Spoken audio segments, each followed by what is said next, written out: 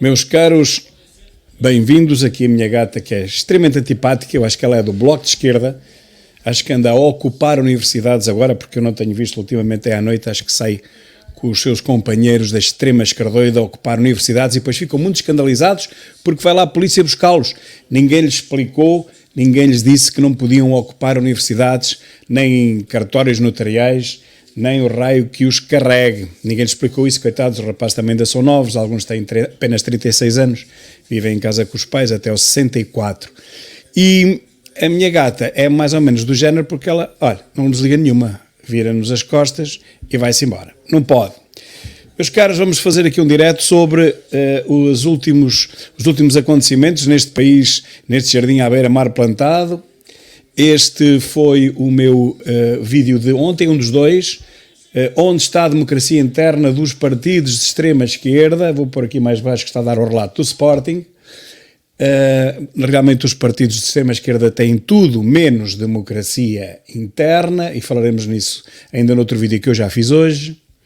Depois temos aqui este outro vídeo em que se pergunta quem é o verdadeiro culpado pelo Ciresp. Este aconselho a ver, porque eu explico aqui a história toda do Ciresp, desde que começou com o governo de Durão Barroso, com o governo de Gugu da ONU, mas que não fez nada, como é o seu apanágio, e depois Durão Barroso, depois Santana Lopes, e acabou com o governo de José Sócrates, cujo ministro da Administração Interna se chamava António Costa. Explico tudo e depois também mostro a quem pertence 99% ou mais da culpa de tudo quanto nos aconteceu em Pedrógão e aqui na Serra da Estrela em 2017. Como sabem, foram absolvidos todos os acusados pelo Ministério Público e o próprio Ministério Público já anunciou que vai recorrer. Portanto, o Ministério Público não quer que a culpa morra solteira, morreram 115 ou 116 pessoas e quer que alguém seja condenado por isso, pois eu explico aqui neste meu vídeo quem é que realmente devia ser condenado por essas duas grandes tragédias ocorridas em 2017. Uma notícia que não é tragédia nenhuma é que o gelo na Greenland, ou seja, na Groenlândia, o balanço da massa feito agora terminou com um ganho de gelo dentro da média histórica entre 1981 e 2010. Eu acho piada porque as médias dos meteorologistas é dos últimos 20, 30 anos, como se este planeta tivesse 20 ou 30 anos, como se há coisa de 10 mil anos não tivéssemos uma calote de gelo em cima das nossas cabeças de 1 a 3 quilómetros. Isto foi apenas há 10 mil anos. Já havia humanidade, até já havia agricultura, ok? Mas pronto, isso agora é para esquecer tudo. Aqui o investigador, o professor doutor Tiago Maia, brasileiro, quem eu sou um dos seguidores, explica com gráficos científicos verdadeiros que não há nenhuma perda de gelo na Groenlândia, nem em lado nenhum. O gelo perde-se durante algumas alturas do ano e volta a adquirir-se noutras alturas, o que é perfeitíssimamente natural. Uns anos menos, outros anos mais, mas a média dos últimos 30 anos nem sequer pode ser considerada uma média, porque este planeta tem 4,3 mil milhões de anos e nós não fazemos ideia nenhuma do que se passou há pelo menos 200. De 200 para cá temos apenas relatos de alguém que disse alguma coisa, não sabemos o que é que aconteceu, não havia termómetros, não havia nenhum aparelhos científicos, há pouco mais de 60 anos não havia nada disso. Agora é que há, portanto, fazer história com 60 anos de meteorologia é para patetas. Aqui temos nós um balanço energético, também do mesmo site que vou passar a pôr na minha web TV, quando aquilo estiver a funcionar, porque ainda não está, umas vezes arranca, outras vezes não, vá-se lá saber porquê. Mas eu tenho esperança que, como aqui em Portugal tudo acaba por funcionar, mas passado 30 anos, espero que daqui a 30 anos a minha web TV esteja a funcionar como deve ser. Tiago Maia, que vai estar presente com os seus documentários e com os seus vídeos na minha web TV, explica aqui muito rapidamente e para que toda a gente perceba que, por exemplo, 1 kg de carvão produz 7 kW, 1 kg de óleo de petróleo consegue produzir 13 kW, que é quase o dobro, e 1 kg de urânio 235 produz 23 milhões de kW. Ele defende que a energia mais limpa é a energia nuclear, e eu não vejo realmente outra para dar resposta às demandas, às necessidades de todo o planeta. Ora, aqui temos notícias portuguesas, notícias que toda a gente gosta, notícias do nosso dia-a-dia que todos começamos a achar que é muito natural acontecerem. A mulher de um político, ou político, deixa cá ver que partido é que ele é, que agora de repente não me lembro. Não sei se é do Partido Socialista ou se é do Partido Socialista, mas é um dos dois. A mulher desse político fatura 3,5 milhões de euros em negócios com o Estado. 5 empresas de Manuela Couto, esposa do ex-líder da Câmara de Santo Tirso, curiosamente não dizem qual é o partido, fizeram com entidades públicas 128 contratos, dos quais 122 por ajuste direto. A mocinha realmente merece os 3,5 milhões de euros que meteu ao bolso, simplesmente porque é mulher de um político da socialista. Portugal é isto, mas eu digo mais, eu digo corruptugal é isto. Por todo o lado, de norte a sul, e ninguém estranha, já ninguém estranha, é tudo normal em Corruptugal. O vídeo de hoje, Raimundo, o comunista, foi eleito entre aspas, por 1 em cada 500 militantes do partido a que agora preside. A democracia do elitismo. Realmente condenavam ou criticaram André Ventura por ter sido eleito em 6 de novembro do ano passado por apenas 1 em cada 5 dos seus militantes, dos militantes do Chega. Só 1 em cada 5 é que votaram em Ventura. Olha, aqui no Raimundo, que é um partido muito bem visto pelo Tribunal Constitucional, no Raimundo votaram 1 em cada 500. No Ventura 1 em cada 5 e em Raimundo 1 em cada 500. Eu até acho que, dito assim, a comunistagem toda, o jornalequismo de extrema-esquerda até vai achar que é mais gente 1 sobre 500 do que 1 sobre 5. Não duvido nada que eles digam que 1 sobre 500 é muito melhor. E é capaz de ser, para eles. Explico aqui o grande trauma, a grande fraude que é esta democracia do elitismo. Uns presidentes de alguns partidos, muito mal vistos para a comunistagem socialista, são eleitos pelo povo todo. Chamam isso populismo. Agora, ser eleito pelo povo é populismo. Então é melhor ser eleito por 129 amigos que nunca ninguém votou neles. Pertencem ao Comitê Central, mas nunca foram eleitos para o Comitê Central. Foram cooptados, quer dizer, alguns chamaram outros e os outros deixaram-nos vir. Isto não é eleição, isto é amiguismo. Então esses 129 amigos foram buscar, que por acaso nem foram 129, foi apenas o ex-secretário-geral que se lembrou dele e que o indicou, e não houve ninguém que tivesse coragem para dizer que não. Então, os 129 amigos do Comitê Central acharam por bem que devia ser ele. Isto chama-se democracia interna, ok? Votar diretamente num presidente de um partido não é democracia interna. É falta de democracia interna, segundo diz o Tribunal Constitucional. Mas 129 decidirem os destinos de um país inteiro, de um partido inteiro, também não, é só meio partido agora, e daqui a 10 anos será 1/4 de partido, e depois será partido nenhum, tal como o CDS. Mas por enquanto ainda lá tem 6 deputados, quando já teve 20 e tantos. Agora tem lá 6 e assim é que está bem. Pronto, depois vejam este vídeo que realmente eu acho que é um bocado engraçado, correu-me bem, porque faço a comparação entre o elitismo da extrema-esquerda e as eleições democráticas da direita. E a Sandra Felgueiras, a quem eu agradeço porque faz mais por Portugal sozinha, ela sozinha, do que a justiça toda junta, diz hoje que depois do boy de 21 anos, sem experiência nenhuma, pois não pode ter, com 21 anos, como é que ele pode ter experiência? Claro que não pode.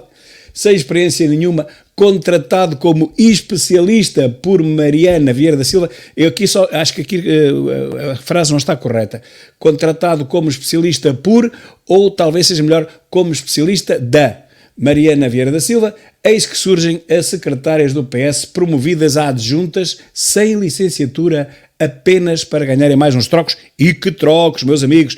Trocos entre 3 a 4 mil euros por mês.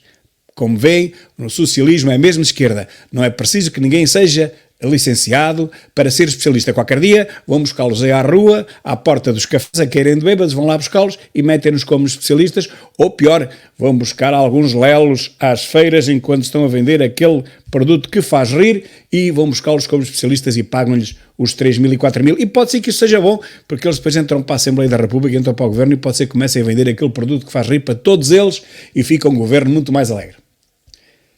O YouTube, hoje, tirou o castigo a 2 dos meus vídeos, eu tenho para aí uns 10 sobre castigo, tirou o castigo a este e tirou o castigo a este, diz que realmente, boas notícias, diz eles, após revermos manualmente o seu vídeo, determinamos que é adequado para todos os anunciantes. Muito bem, então tiram-me do castigo e voltam a publicar-me. O que acontece é que já lá vão 5 ou 6 dias e, portanto, os vídeos perderam muito da sua atualidade. Uma das coisas que eu penso que é interessante nos meus vídeos é a sua atualidade.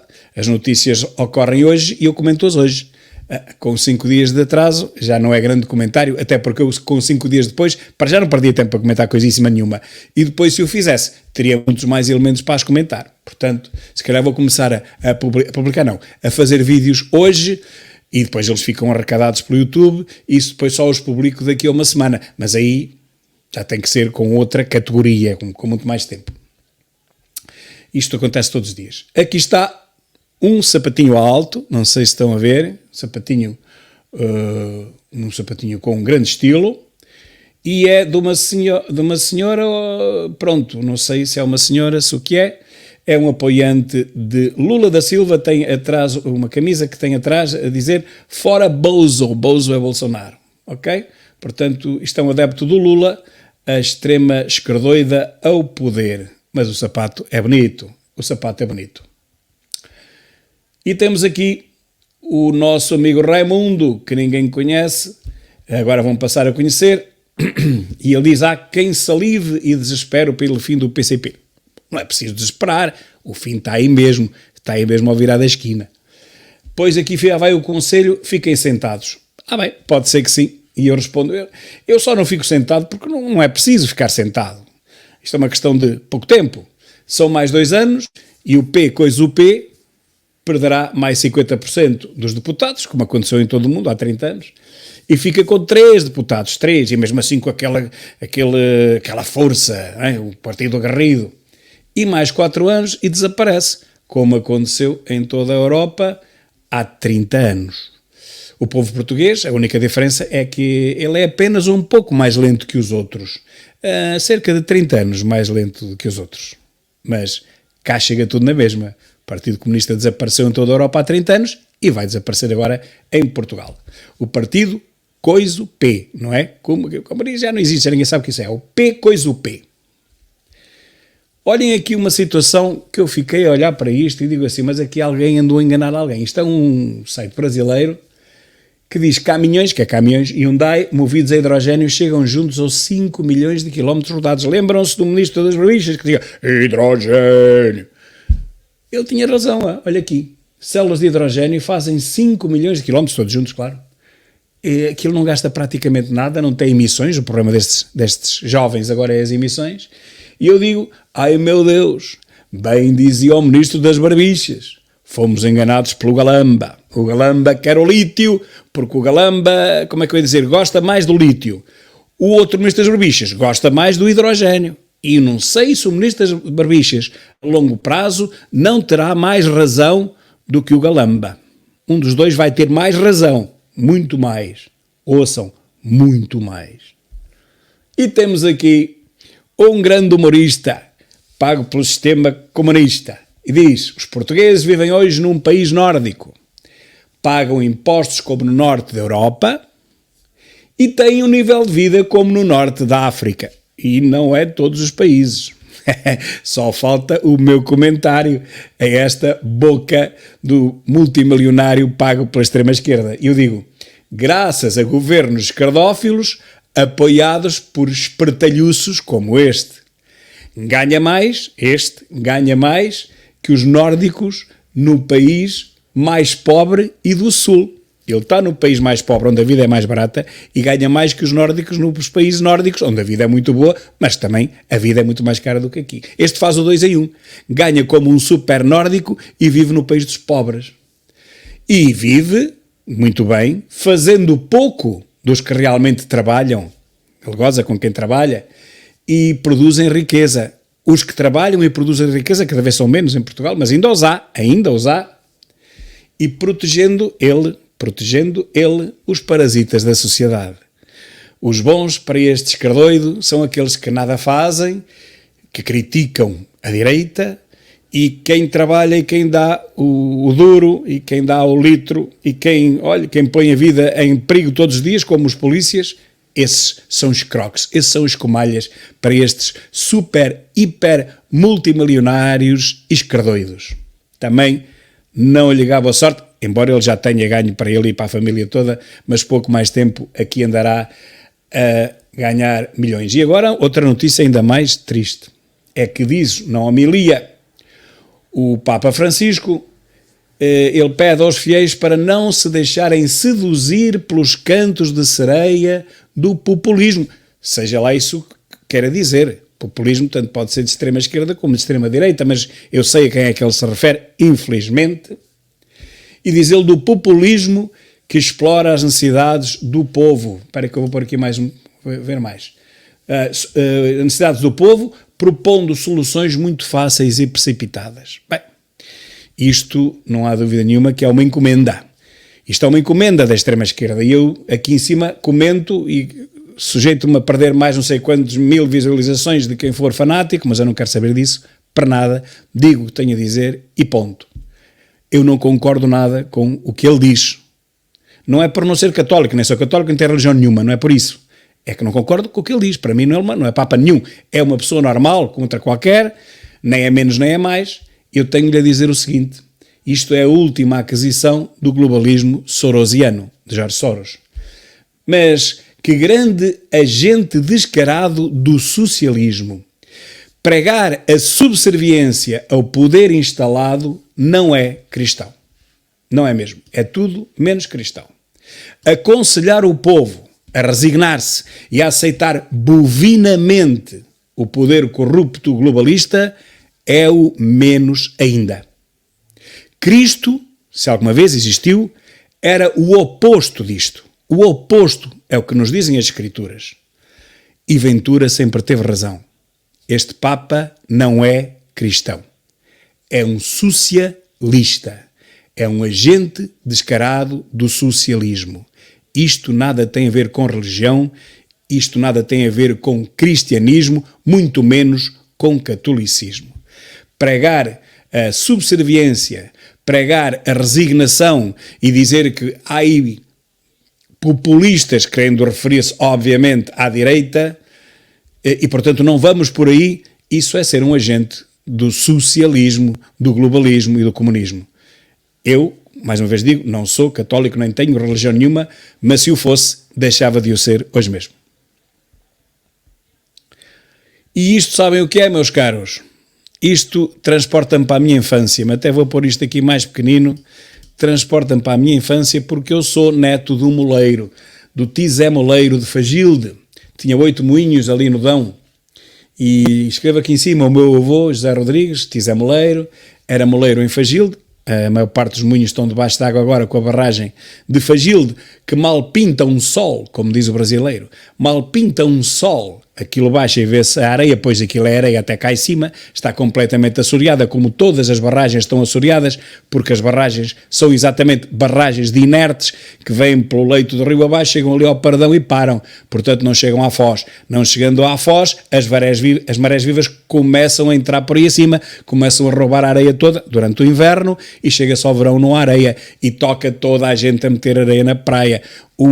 Uma das razões é exatamente esta, é porque há 30, 40 anos que os inertes que deviam ser levados pelos rios até à Foz, eles ficam nas várias barragens ao longo do seu curso. Há rios que têm 39 barragens como o Tejo, até tem mais, 39 barragens só no território nacional. É impossível que os inertes cheguem à Foz.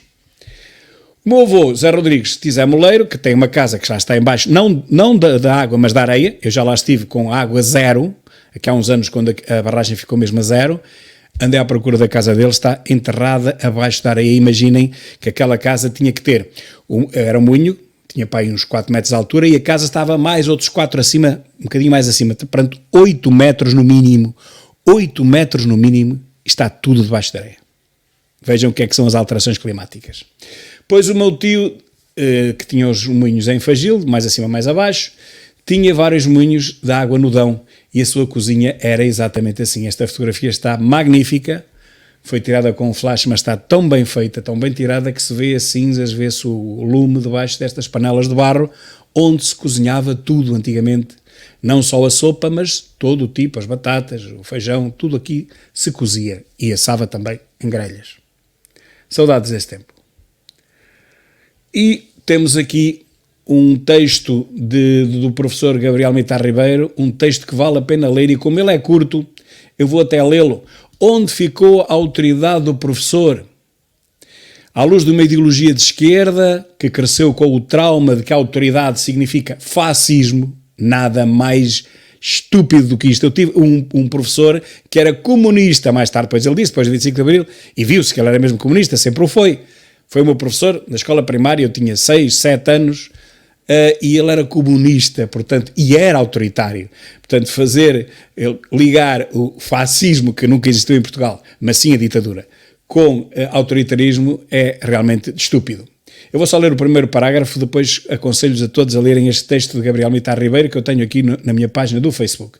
No meu tempo de estudante, diz ele, um professor era uma espécie de Deus na Terra. Tal era o estatuto que detinha na sociedade e a elevação com que era considerado. Desde o professor primário, pelo percurso escolar fora, ele era, a par dos pais que educavam, um pilar fundamental na evolução e formação da sociedade e respeitado como tal. A figura do professor era marcante para a vida. Faltar ao respeito a um professor era coisa impensável e, a acontecer, tinha consequências tão sérias que eram motivo de dissuasão de futuras tentativas e essas consequências faziam-se sentir na escola e depois em casa, porque os pais, de facto, dantes educavam. Foi ainda no tempo do outro regime, é verdade, foi, mas o respeito é o valor que não pode ter regimes e é diretamente associado ao desenvolvimento social do ser humano. Deixo-vos o resto para lerem, vale a pena ler este texto tão bem escrito pelo professor Gabriel Mitar Ribeiro, deputado da Nação do Chega, onde ele compara a autoridade que se perdeu do professor. O professor não tinha que ser mau, tinha autoridade. Eu lembro-me de uma professora de inglês, uma senhora idosa, de 70 e tal anos, que me dava inglês, tinha eu 13 anos. Cabelo branco, a doutora Esther Barata, temos uma rua aqui em Ceia com o seu nome. Ela entrava na sala, depois do 25 de Abril, que aquilo era uma bandalheira total, não era possível dar aulas em nenhuma escola, não se dava aulas nenhumas, aquilo era só greves e RGAs e dava 4. A senhora entrava na sala e todos nós nos calávamos imediatamente. Uma senhora com 1,50 m e pouco, toda vestida de preto, com o seu sobretudo preto, o seu cabelo branco, olhava para nós e não havia quem abrisse a boca. Isso é autoritarismo? Não, isso é respeito. Respeito, que é coisa que hoje falta nas escolas. Não é preciso bater nos alunos, não é preciso gritar, falar alto, chamar nomes, ridicularizar alunos, não é preciso. É preciso impor respeito. Basta uma atitude, basta ficarmos um pouco de tempo parados a olhar para os alunos, que eles imediatamente se calam numa atitude de respeito. Não podemos entrar no jogo da gritaria e da ameaça, isso não serve para nada, porque eu nunca quis que os meus alunos me tivessem medo. O que eu quero é que eles tenham respeito, e eles têm. Isso não é preciso bater. Olha, 2 grandes problemas que há na dessalinização com energia solar que parece que arranca em Portugal. Nós temos uma experiência apenas em Porto Santo, na Madeira, mas é uma central que, embora a tecnologia agora seja outra, mas o processo é o mesmo, é a retirar o sal da água, não há outro processo. Isso é muito caro, é muito pouco... Aliás, não é rentável de maneira nenhuma, é um horror em termos de investimento e o preço depois a que a água fica. São os 2 grandes problemas. É a baixíssima eficácia do processo e o altíssimo custo. Fazer isto para uma população no Porto Santo, até se consegue, agora fazer isto para um país inteiro é completamente impossível. Ficava a água a um preço mais caro do que qualquer outra bebida, se calhar incluindo bebidas licorosas, sei lá. Não é por aí que temos que ir. E depois esta notícia bombástica que eu vejo num site, marreco, num site que ninguém... Rádio M24.pt, que eu não sei o que isso é, mas vejam se isto for verdade, isso deve ser, porque eles não eram malucos a ponto de propalar uma mentira destas. Diz que Neogreen Portugal, que ninguém sabe o que é, investe 1.000 milhões, não é 1 milhão, é 1.000 milhões e constrói unidade de hidrogênio em Sines. Bom, sabemos de toda esta indefinição, para não lhe chamar confusão, que existe no Porto de Sines, que existem em Sines, os projetos de hidrogênio, os projetos do lítio, os projetos do gás, que há de vir para a Europa também. Vem tudo através de Sines, não é? Sines é o nosso Euromilhões diário. Ainda não se viu lá construir nada. Mas este é mais um projeto. E este projeto do hidrogênio já se falava há tempos. Mas agora, o que eu pergunto é isto. Esta é uma notícia bombástica e vem apenas num site que ninguém conhece. Não vem num jornal, não vem numa televisão, não vem numa rádio. Eu pergunto, o que é que estará por trás deste mega negócio? Será o ex-ministro das barbichas, aquele que dizia hidrogênio? Ou será outra coisa qualquer? Ou será simplesmente mentira? Mas eu não acredito que isso seja mentira. Este é um site de uma rádio oficial que diz que há uma empresa que vai investir 1.000 milhões de euros para construir uma unidade de hidrogênio em Sines. Não ouvimos isto em lado nenhum, em nenhuma televisão, em nenhuma rádio, nem jornal. Vemos num site marreco. Bom, alguma coisa por aí virá. A plataforma da cidadania monárquica diz que hoje, 13 de novembro de 1460, é a efeméride da morte do infante Dom Henrique, o navegador, e depois fala pouco do navegador, fala apenas é um fé diver apenas, mas fala da data, é um pretexto para os meus amigos que quiserem dedicar-se, basta ver na Wikipédia, não é preciso comprar livros, saber quem foi realmente Dom Henrique o navegador, mas não vão saber tudo, como aliás na história portuguesa a gente nunca sabe tudo. Depois leio outros investigadores e tem outra percepção, outra faceta, outro prisma sobre cada uma figura histórica. E neste caso, Dom Henrique, o infante Dom Henrique, tem muita gente a defendê-lo, mas também tem muita gente a atacá-lo. Vou deixar para que os meus seguidores possam tentar descobrir um pouco sobre Dom Henrique. Eu já escrevi uma crónica sobre isso aqui há uns anos, está também nesta página do Facebook, também podem procurá-la. Está aí a chegar o 25 de novembro, 25 de novembro sempre, socialismo nunca mais. Olha, fiquei pequenino e assim é que também não se perde nada, sempre fica uma imagem mais atraente, se eu ficar pequenino sempre fica melhor. E vou deixar-vos com este vídeo, vamos ver se conseguem ouvir. O Ministério Público concluiu a investigação a um tiroteio durante um assalto a um supermercado no Seixal. De acordo com o Jornal de Notícias, o Ministério Público acusou apenas a mulher da vítima mortal por coação e resistência. A vítima mortal era o assaltante, o homem era pai de Clóvis Abreu, o jovem procurado pelas autoridades pelo homicídio do agente da PSP, Fábio Guerra. Miguel Abreu morreu numa troca de tiros com a GNR em dezembro de 2020. 2 guardas ficaram feridos, sendo que um dos militares perdeu parte do intestino.